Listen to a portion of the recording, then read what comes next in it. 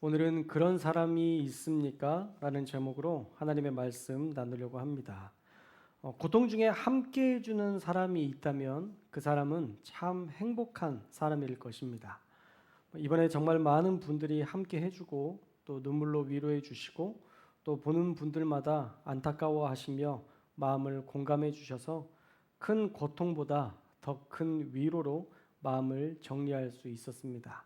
그들 중에 그 위로자 중에 우리 송도교회가 가장 큰 위로가 되었는데 참 감사하다는 말씀을 다시 한번 드리고 싶습니다.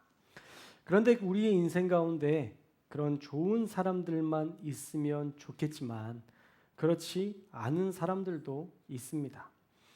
그런 사람들 사이에서 우리 인간관계 속에서 좋은 사람과 또 그렇지 않은 사람을 구분할 수 있는 방법이 있는데 그것은 힘들 때나 좋을 때, 즉 어떤 때에도 함께 해주는 사람이냐 아니냐를 보면 그 사람이 나에게 좋은 사람인지 아니면 내가 좋을 때만 이용하는 사람인지를 알 수 있게 됩니다.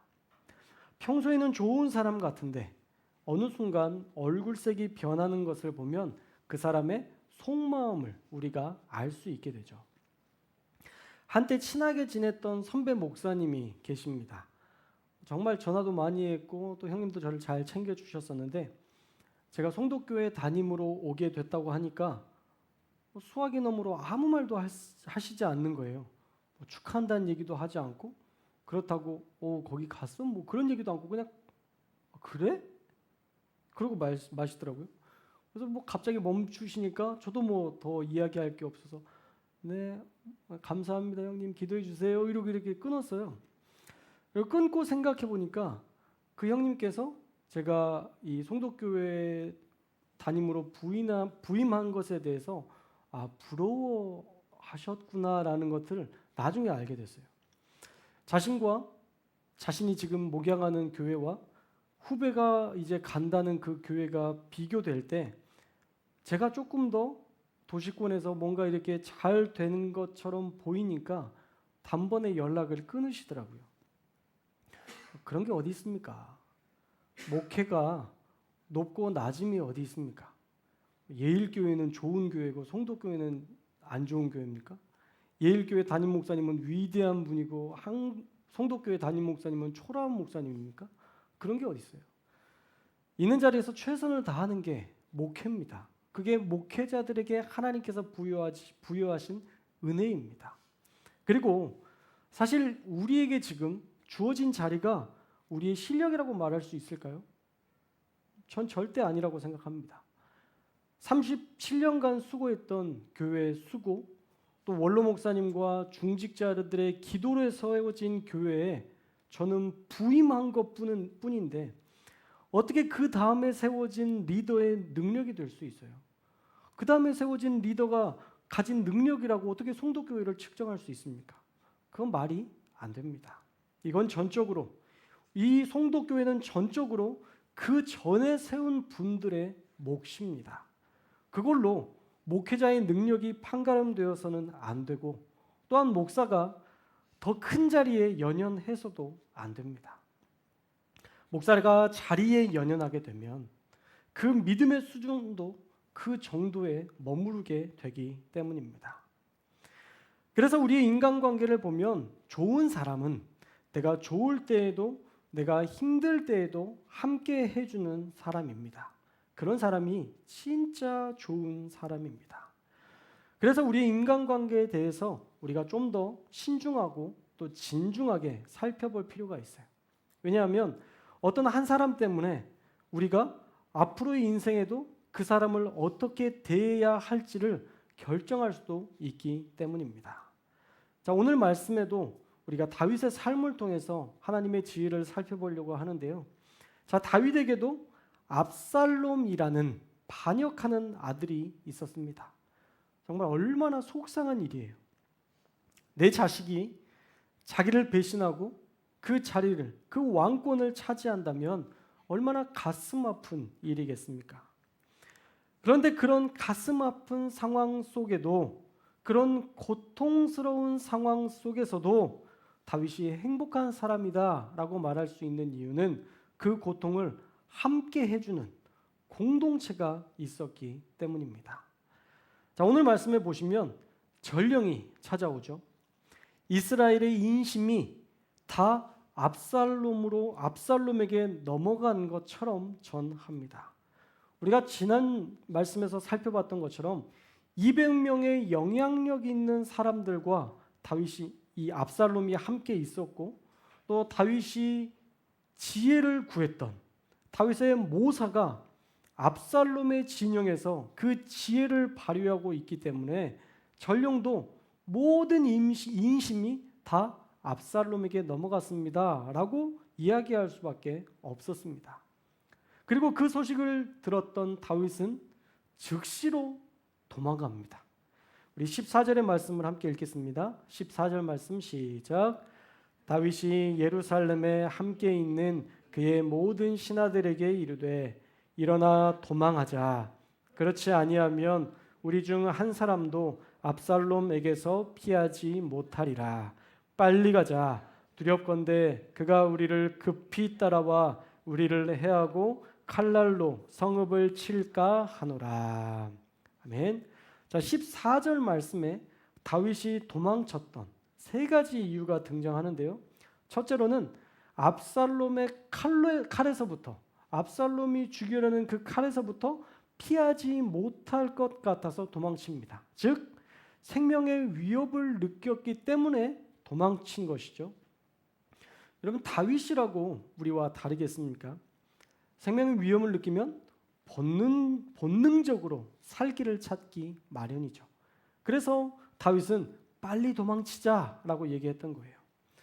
둘째로는 우리 중 한 사람도 라는 표현을 통해서 우리가 알 수 있는 것처럼 자신을 따르는 함께했던 신하들을 잃지 않겠다는 의도를 우리가 알 수 있습니다. 여러분, 다윗은요, 의리 있기로 소문난 사람입니다. 자신의 고향에 있는 우물물을 먹고 싶다는 말에 정말 그를 따랐던 세 용사가 적진을 뚫고 가서 물을 가져왔을 때 이것은 그들의 피, 생명이라며 말하고 이것은 내가 마실 수 없다라고 이야기한 후에 하나님의 제단에 부어드립니다. 그만큼 자기 사람들을 사랑했던 사람입니다. 그러니까 자기 신하들, 자기 사람들을 잃지 않으려고 우리 빨리 도망가자라고 했던 것이죠. 셋째로 괜한 일로 자기 백성들이 죽임당하지 않게 하기 위해서 그 자리를 피했던 것입니다. 14절의 마지막에 보면 성읍을 칠까 하노라 라고 얘기하고 있잖아요. 성읍을 공격하게 되면 누가 죽을까요? 힘없는 백성들이 죽게 됩니다. 그렇게 반란을 막기 위해서 어떤 백성들은 호미를 들고 나올 것이고 삽을 들고 나올 것이면서 다윗 왕을 지키겠다고, 그렇게 사람들이 지키겠다고 나온 그 백성들이 죽을 수 있으니까 다윗은 성읍을 칠까 하여 빨리 도망을 선택했던 것입니다. 그런데 사실 도망치는 것은 최후의 선택이 되었어야 했는데 어쩌면 이 최악의 선택지를 다윗이 선택했음에도 불구하고 그의 곁에는 믿고 따르는 그의 신하들이 함께 했다는 것이죠. 우리 15절의 말씀을 함께 읽겠습니다. 15절 말씀 시작. 왕의 신하들이 왕께 이르되 우리 주 왕께서 보소서 당신의 종들이니이다 하더라. 아멘. 무슨 말씀이에요? 15절 말씀은 당신이 하는 대로 우리가 다 따르겠습니다. 즉 결국 당신이 가는 곳이면 우리가 어디든 따르겠나이다 라는 전적인 신뢰를 신하들이 보여주고 있는 것이죠. 다윗에게는 이런 사람들이 있었어요. 그러니까 도피를 하면서 어려움도 있었지만 그때 위로도 받고 또 힘을 낼 수도 있었던 것이죠. 그런데 16절 말씀에 보면 좀 이상한 내용이 나오는데요. 후궁 10명을 남기고 그들에게 왕궁을 지키게 했대요. 우리 16절 말씀도 함께 읽겠습니다. 16절 말씀 시작. 왕이 나갈 때에 그의 가족을 다 따르게 하고 후궁 10명을 왕에 남겨두어 왕궁을 지키게 하니라. 아멘. 자, 왕궁을 지키려면 누가 지켜야 돼요? 좀 싸움 잘하는 사람이 지켜야 될 거 아니에요. 요압처럼 군대 장관이었던 요압 같은 사람을 남겨둬야지 후궁을 남겨놔서 뭐합니까? 이 후궁들이 특별히 싸움에 능한 독한 여자들이어서 남겨둔 걸까요? 그렇지 않을 거예요. 어쩌면 이 10명의 후궁들은 압살롬과 인연이 있는 여인들이었거나 아버지의 후궁이기 때문에 압살롬이 예를 갖추어 대할 것으로 기대해서 만약 이들이 궁에 남아있게 되면 궁 내의 소식을 나중에 소식으로 들을 수 있을 것을 기대하며 이 후궁 10명을 남겨두었을 것입니다. 그런데 이 후궁들의 입장에서는 얼마나 무서웠겠어요. 어떻든 다윗의 철저한 계획 속에서 이 후궁 10명을 남겨두었고 최소한 이 후궁들에게는 별 탈이 없을 거라 믿었을 것입니다. 그리고 남은 사람들은 도망쳤죠. 17절 말씀에 보시면 왕이 나가매 모든 백성이 다 따라서 벳메르하게 이르러 멈추어 섰다라고 17절 말씀에 나와 있습니다. 여기에 보면 이 17절 말씀에 보면 벳메르학이라는 단어가 지명처럼 보이는데요. 사실은 어떤 도시명이 아니에요. 이 말은 베트라는 집이라는 뜻과 메르학이라는 멀리 떨어져 있다라는 단어가 합쳐진 겁니다. 그러니까 멀리 떨어져 있는 집이라는 뜻이죠. 아마 예루살렘의 그 도성 끝자락에 있는 집을 가리키는 말이었을 것으로 추정합니다. 그러니까 도성의 끝자락에 있는 그 집에 도달해서 멈추어 섰던 것이죠. 급하게 나왔으니까 군대를 다시 한번 재정비하기 위해서 예루살렘에서 가장 멀리 떨어져 있는 집에서 다시 군대를 재정비한 것입니다. 그리고 돌아보니까 많은 사람들이 자기를 따르고 있는 것을 보게 됩니다. 그의 모든 신하들이 다윗 왕을 모셨고 그렛 사람과 블레셋 사람들이 자기를 호위했는데 600명이나 되는 그런 많은 사람들이 다윗 왕을 호위했다라고 얘기합니다. 다윗이 큰 고통 중에 있었지만 반란으로 말미암는 큰 어려움을 겪었지만 그 고통 중에 이 신하들과 그렛 사람과 블레셋 용사들이 함께 했다라는 거예요. 오늘 말씀을 통해서 다윗의 인간관계에 대해서 우리가 볼 수 있습니다. 이 말씀을 통해서 다시 한번 그렇다면 우리의 인간관계는 어떤가? 우리의 인간관계를 다시 한번 점검해 봤으면 좋겠어요. 우리는 잘 살고 있는가? 나는 과연 좋은 일이나 나쁜 일에 함께 해주는 사람이 있는가? 다윗은 반란으로 도망치는 상황에도 함께 해주는 사람들이 있었습니다. 물론 밧세바와 우리아를 죽인 사건은 그의 인생에 정말 큰 지울 수 없는 그러한 큰 위기였지만 그 외의 삶에는 그래도 나름 잘 살았던 삶이 있었습니다. 우리도 다윗처럼 이 세상을 살아가면서 실수하며 살 때도 있지만 우리의 인간관계 속에 이렇게 좋은 사람들이 있는가 우리가 다시 한번 점검해 봤으면 좋겠어요. 어떤 일에도 함께 해주는 그런 사람이 있어야 됩니다. 슬플 때나 기쁠 때 또 언제든지 다른 이유나 다른 마음을 갖지 않고 같은 마음으로 함께 해주는 공동체. 저는 우리 교회가 그런 공동체가 되었으면 좋겠습니다. 할렐루야.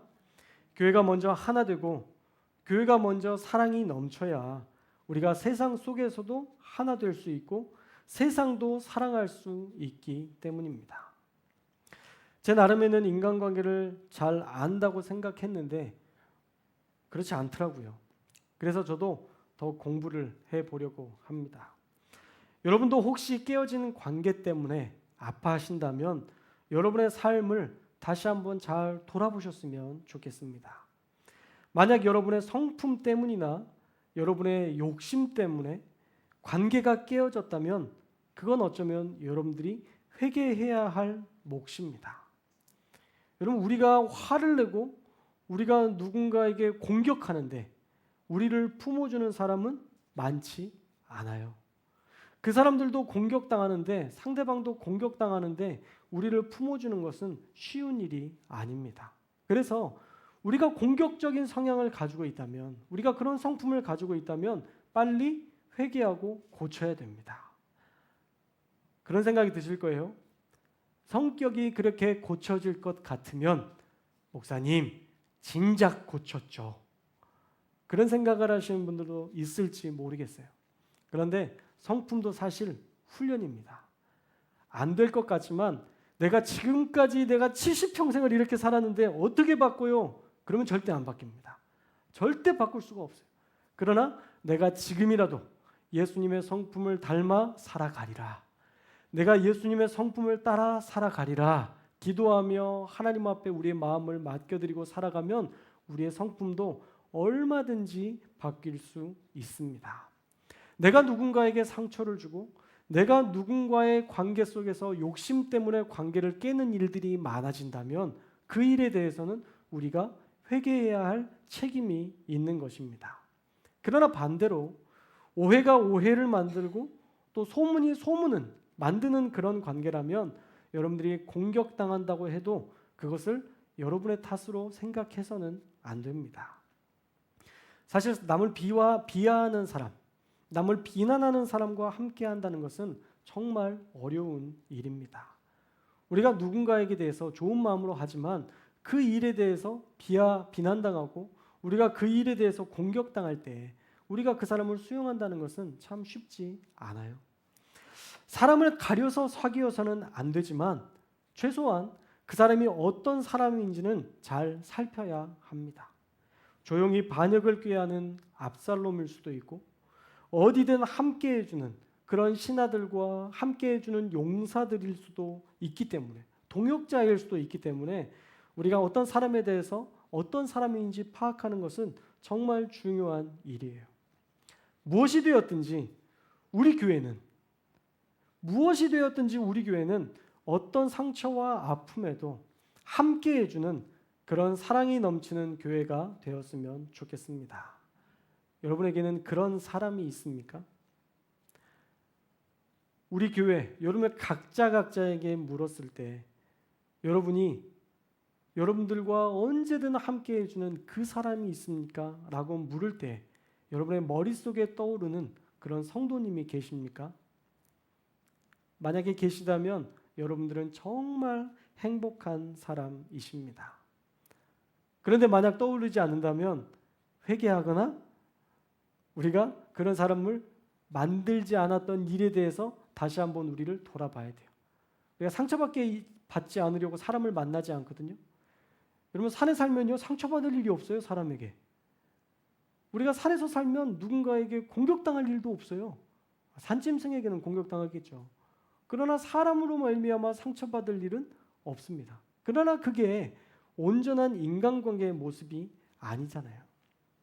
우리 교회도 마찬가지인 것 같아요. 상처받지 않으려고 사귀지 않는 것, 적당한 어느 선을 만들어 놓고 우리 교회는 이만큼만, 내가 만날 사람들은 이만큼만 우리가 한계를 짓는다는 것은 너무 슬픈 일인 것 같습니다. 우리 교회 가운데 그런 사람이 먼저 저와 여러분들이 되시기를 주님의 이름으로 축원합니다. 여러분들이 어려움을 겪었을 때, 힘든 일을 겪었을 때 가장 먼저 떠오르는 사람이 저였으면 좋겠어요. 할렐루야. 여러분들이 가장 먼저 힘들고 어려울 때 저를 떠올리시고 목사님 기도해 주세요 라고 말하는 그런 목자가 되었으면 좋겠습니다. 또 여러분들의 성도들, 여러분들 구역 가운데 그런 사람들이 많아졌으면 좋겠어요. 너무 힘들 때도 전화하고 너무 행복할 때도 전화하면 한결같이 그 사람을 나를 수용해 주는 그 한 사람. 저와 여러분이 그런 사람이 됐으면 좋겠어요. 이번에 이렇게 좋은 일이 있었어. 우리 자식이 우리 남편이 이렇게 나한테 해줬어 라고 했을 때 그래? 우리 남편은 안 그런데? 우리 자식들은 안 그런데? 좋겠네? 나의 마음과는 다른 그런 이야기를 하는 사람이 아니라 그가 기뻐하면 같이 기뻐해주고, 그가 슬퍼해주면 같이 슬퍼해주는, 여러분 그게 진짜 아름다운 공동체인 것 같아요. 우리 교회가 그렇게 성도끼리 아픔을 공유하고 성도끼리 좋은 일들을 공유하며 함께 기뻐해지는 그런 공동체가 되었으면 좋겠습니다. 그럴 때 우리 교회가 하나님의 꿈을 이루어드리는 교회로, 세상을 위로하고 또 세상을 치유하는 교회로 나아갈 수 있을 것입니다.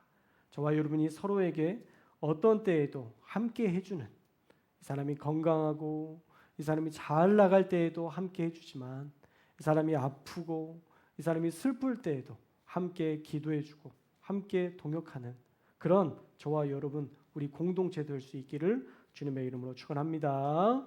기도하겠습니다.